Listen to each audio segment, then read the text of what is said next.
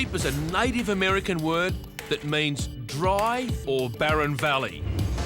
But the cliffs at Torra Weep soar thousands of feet above the Colorado River. I still need to eat dust for another hour before I reach the Grand Canyon, but I've just spotted something unbelievable. I gotta pull over. Have a look at this out here, would you? I'm meant to be photographing canyons and saw these magical skies on the way out there. Let's get this on film.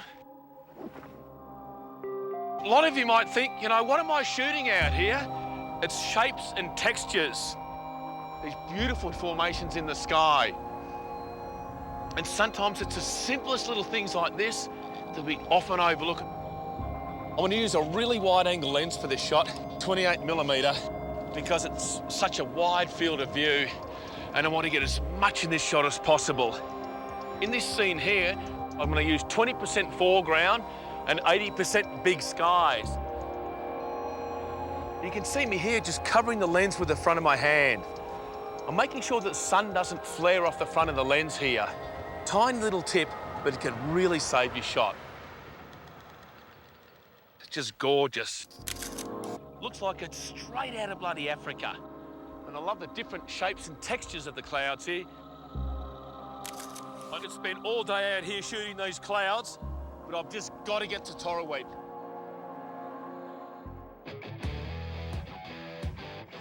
Between 4 and 5 million people visit the Grand Canyon every year, and most of them head for the overlooks along the south rim of the canyon. That's why I'm heading to the opposite side. One of the reasons I just love Torra Weep, very, very few people visit this place a year. I could climb to the top of 2 Empire State Buildings stacked on top of each other and still not be quite this high. Got blue sky, hard shadows, and I'm actually starting to get a little bit worried. Honestly, it's like shooting into a black hole. Those shadows are just killing me. It's so frustrating. You're at such an epic location and the light's just nailing you. I'm going to look for another location now, shooting into the sun. But my earlier detour to photograph the big sky ate up a lot of daylight. Now I'm running out of time, and I've just discovered a deep crevice in the rock. It could lead nowhere, or it could be my chance to photograph the Grand Canyon from a unique perspective. There's only one way to find out. To get down into it and see what I can find. Right down in that deep, dark chasm there. Talk about one extreme to the other. Honestly, why do I always have to pick these easy spots to shoot?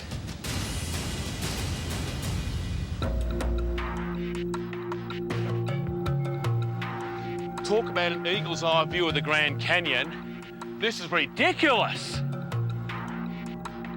I may be too late. Evening shadows have already crept up most of the canyon walls. So I'm going to set up camp on the rim and give the Grand Canyon another go at sunrise. And tomorrow morning's my last chance to try and get that cracker shot of the canyon. I'm standing right on the edge of the north rim of the canyon, and the sun's going to come up actually behind the south rim. You can see the sun just starting to peak there on the horizon, and there's some beautiful cloud patterns. Today I'm aiming for a precise window a few minutes from now, when the sun will just start to peek over the canyon rim in the distance.